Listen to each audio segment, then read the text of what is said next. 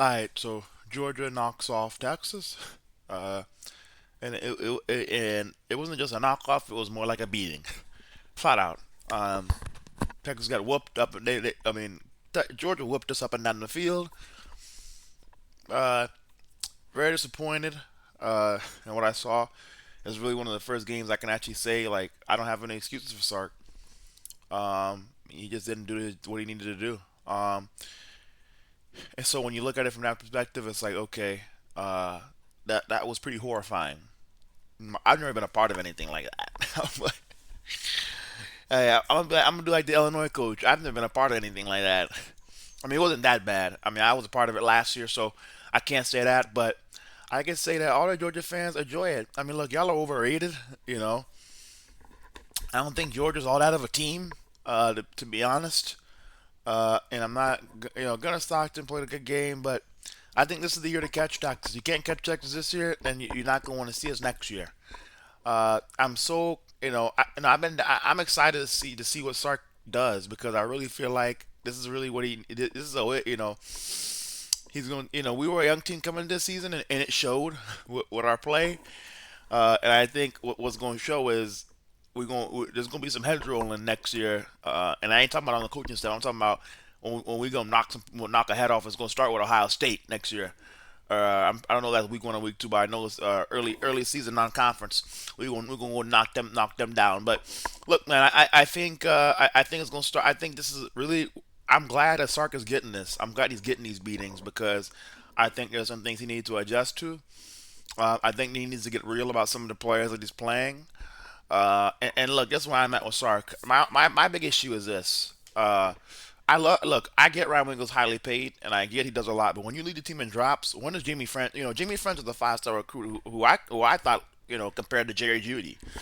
Khalid Lockett, 5-star recruit out of Saxe. Dalen McCutcheon has played a little bit this year. Like, look, I get Ryan Wingo. You want to feature him, but what is it when Ryan Wingo doesn't make plays with his opportunities? You need to be benched. Like, and look, a receiver it's not a quarterback. We got only one person plays.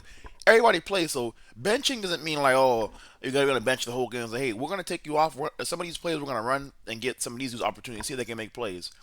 Like that's my whole thing. It's like Ryan Wingo needs to be like Jimmy French, Khalil Lock, and Dale McCutcheon need to get an opportunity to make some plays if Ryan Wingo's not gonna make them. Flat out, what it is. That's the first thing. The second thing is why everybody could tell that Evan Mosley, the best receiver on the team, is not even close. Of the 4 guys that play on at receiver, he's the best on the team. Is not even close. We know that. So why is Mosley not being featured in the offense? Does it make sense to me? That's another hole I think Sark is having right now. He's featuring the wrong guy. Wingo's not the guy. Also, it is too. I thought the online played really well. Again, Georgia's, I mean, like, and they may have stats that may, we will, the stats may say differently, but like if you watch the game, I mean, Arch had time. It wasn't like Georgia was like harassing him. I mean, and then Georgia did their predictable blitzes on third down. Like Arch was beating it. Um, you know, the big issue was the guys just weren't catching it. I thought the O line did a really good job. I didn't come out of the game saying, "Oh my gosh, Texas got whooped up front." Um, I thought O line did a really good job. I like where the O line's at now. It sucks because it didn't matter because this season's pretty much done. Um, but I mean, not really. Honestly, there's still like we still have 3 games to go, right? But man, I'm excited. I think a lot of people are, and so like I said, I'm gonna get on the point. I like where the O line is at. Uh, and I like where this team is at. I like where this program is headed. I really do. And so, you know, the way I look at things is just not the way everybody else looks at them. So but I like where it's at. And the O line it wasn't a big issue to me. The next thing too is, I think Texas has a pretty special tight end in Nick Townsend. Why is he not getting opportunities to play? If Jordan Washington's going to drop passes, why is Nick Townsend on the bench? You know, like that's my issue with Sark right now is he is not playing. He like dudes are not making plays, and instead of benching them, he's just letting them continue to play. And so that's my only issue. Is like sometimes a dude needs like that happened in Seattle. Seattle kind of pretty much benched Tariq Woolen early in the season in a way, and he was getting some snaps taken away from him early in the season. And then guess what? He earned those snaps back. Well, guys got hurt and he had to play.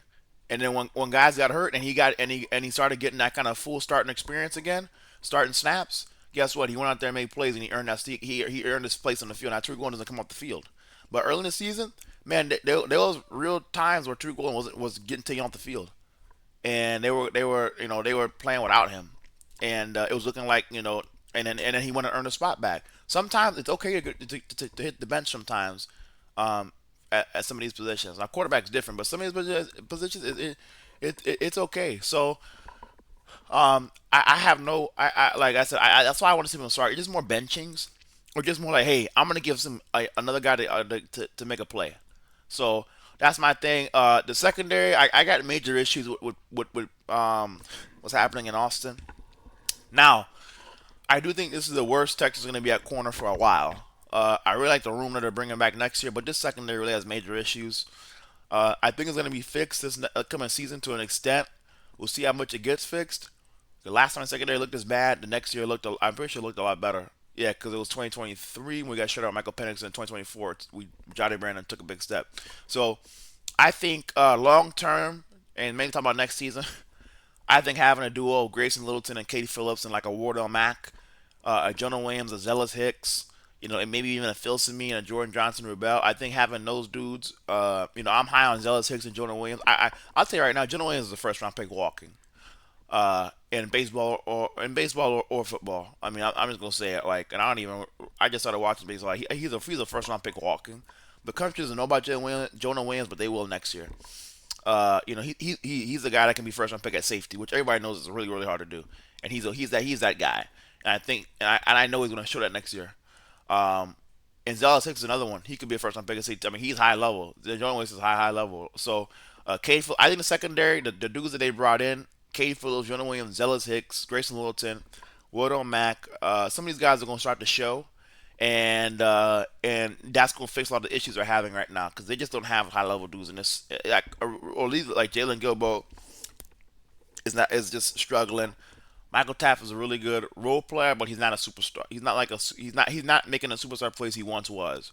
Uh, Jelani McDonald's not making the superstar plays he once was early in the season. So I think it's secondary, and I also think too, like this, like Kate Phillips and all them being together. Like, that's the biggest thing about secondary is like the more y'all play together, the better y'all get. I think like all these dudes coming in together pretty much and playing with each other for multiple like and going through the bad times, having getting destroyed versus Vandy in the fourth quarter, getting destroyed versus Georgia in the fourth quarter, going through those bad moments is gonna make the secondary a lot better next year. And I'll tell you this right now, this Texas team honestly it reminds me a lot of 2018 LSU. And people are gonna call me crazy, and they gonna say I'm going crazy, but call me crazy. I'm fine with that. At the end of the day, I'm here to be right, and call it how I see it at the end of the day.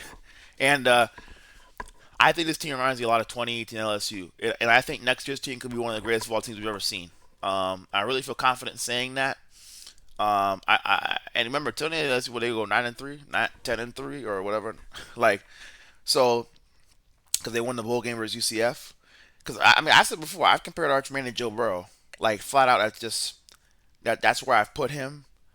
Uh, and so like it looks pretty reasonable. I'm gonna say, where's Jefferson? Where's Jamar Chase? Well, you got to think. You got to think. We got multiple first round picks in this wide receiver room, I believe. I think you got now Wingo's gonna get better, and I think he'll have more dudes around him to take the pressure off of him. But even if you exclude Wingo, Emmett Mosley, who is a first or Walker, Emmett Mosley is a first round pick in 2026. He's that level of receiver. Parker Livingstone, who I've compared to Lad McConkey. Uh, I think you look at Jamie French, Khalid Glock, and Dalen McCutcheon as all dudes. And then I think what Texas is bringing in this year, I think a kid that's going to be a big time. Now, if Sark plays him, we're going to find out because Sark for some reason, we'll see what he does with him. But I think if he comes in and play, now there's a question: is he going to play receiver? Is he going to play DB? I think Jermaine Bishop Jr. is might go down as one of the best players to come out of state Texas in a long, long time. He's doing stuff that hasn't been done in a long, long time at Willis, same school as VJ Lagway. I think Jermaine Bishop Jr. Is a true freshman that can come in and be a superstar, flat out. I think so. And I don't think so. I'm gonna say I know so. I know that could be. And now is Sark gonna play him? We're gonna have to. I mean, that's something. Again, that's why that's my criticism of Sark. He's not like if you got guys like him, you gotta play him. Like you can't keep them on the bench. You got to at least give them a chance. Like you got to at least let them show something. If guys in front of them aren't performing, so we'll see. But Jermaine Mitchell is another guy. As a true freshman, I believe will play early and often for Texas next year because he's a superstar. He's a walk-in first round pick at wide receiver. And then another guy too, DeAndre Moore coming. He'll be back next year. I mean, especially the way he's playing, he'll be back next year. So this room is loaded. Like I said, Jamie French, Khalid Lockett, Dalen McCutcheon, DeAndre Moore, Emmett Mosley, Parker Livingstone, Ryan Wingo, and Jermaine Bishop Jr. I mean, that I just named every dude I named could easily be in the NFL here in a couple of years, and probably will be. So it's like when you look at it from that perspective, these dudes are gonna get better. I think when people think like, oh, well, it's just like, oh, with Jermaine Bishop and all them, or like not Jermaine, but Livingston, them, they're gonna get better. It's fine. It's all right. Like I said, I think this team reminds me a lot of 2018 LSU, and I think next year is going to look a lot like 2019 LSU. And I think the defense will be better because here's the thing: everybody's talking down. I think I know the secondary is going to be improved vastly because we're going to have a lot better players back there. Um, but the next thing is this: when you look at what Texas has on the D line, go find me a better starting pass. Colin Simmons and Lance Jackson next year might be the best pass rushing duo college football has ever seen. I mean, name me the best pass rushing duos you've ever seen. I mean, they're gonna destroy Will Anderson and Dallas Turner. I mean, those two right there off the edge. Just saying that alone, if you got Lance Jackson and Colin Simmons come to the edge for you, those are two walking top 5 picks, top 10 picks at worst if they're healthy. Like, and even then, I'm gonna be honest, Constance and Landry could still get hurt, and I would still mock them in the first. Like, I don't give it. As long as it wasn't like no career ending, they wouldn't give a damn. Or like, those are that good. Like, Walker wasn't gonna affect their play. Like, and then we knew it wasn't gonna affect their play long term or like short term or like that. I wouldn't give a damn. Like, when you're starting defense off next year with Lance Jackson and Colin Simmons, dude, I mean, it ain't gonna be hard to build enough a lot around it. When you look at D tackle, find a better D tackle room than this. Josiah Sharma, Myron Charles, Justice Terry, Murad Watson, Hero Canoe. You're not going to find one. I think Texas is going to add a big run stopper in the portal, but you're not going to find a better D tackle room than that in the country. I mean, it's loaded with dudes, and so and then like I said, and then people don't even know about Zeno Umeozulu. They don't even know about Colton. They don't even know about Colton Vasek just yet. If he stays, like the depth is there. At linebacker, Tyler Atkinson to me is a kid that just flies. He's a kid that can win the butt kiss or whatever, the best linebacker in college football, and I think he will win it. I think I know he's that good. Now his coverage, that's been a big issue for Texas, is their linebackers and coverage, and that's something he has not showed at his high school film. Can he cover at a high level? But that kid's going to be a stud. Anthony Smith is a stud. Is getting ready to start breaking out. He's gonna break out if he hasn't already. He's gonna break out next year for sure. Like the pieces are there. I think this Texas defense could be a lot better than the LSU defense, and I think his offense is going to be pretty unstoppable. And then you got to think too, what Sark is going to add when you look at the running back room. I think you're going to get a fully you're going to get CJ Baxter finally going to have a full off season, right? And Trey Wisner will see what he does. But I think the big piece here is I think Derek Cooper out of Shamadam Madonna. People don't understand the same school as Jeremiah Smith. That kid can flat out run. He has something Texas doesn't have right now. I think he's going to add an element to this offense that Texas. I don't think I know he just we don't have right now. He's that Jameer Gibbs type that just going to run away from you. He get an open space, deuces. Like it's curtains. So it's just start striking band playing, girl screaming. Like start striking up the band. So it's like that's what Derek Cooper could do for you. So it's like Texas adding some dudes, and I think people are going to be shocked. I mean, I'm not going to be shocked when it happens. When this team just goes and runs people over next year, but. People are gonna be shocked when they see it because they just don't want to believe it because y'all hate Tucker so much, y'all want us to be so bad, y'all hate Sark so much, but that's fine. Like I said, the way Arch is going to be next year, Arch is going to walk right into a Heisman. I mean, I have no doubts about it. I mean, he's gonna. I mean, I'm already seeing it now, right? He's gonna walk right into it. I'm already seeing it now. Arch is gonna walk into a Heisman easy. He's gonna win the Heisman, and it ain't gonna be close. That ain't gonna be nothing. And so like when we start talking about stuff like that, like it's like, yeah, he's gonna walk into it. That's what y'all needed to know. Like it's gonna be a special season from him. Like this, what Arch is gonna give Sark is gonna be something that Sark hasn't had no, and since he's been here. So and he's gonna be and Arch gonna be number one overall pick. Y'all keep talking bad on it. And by the way, anybody that thought Texas lost to Georgia because of Arch, you don't even know what you're watching. The one interception he threw should have been a holding or a pass interference. The Georgia DB hooked DeAndre Moore.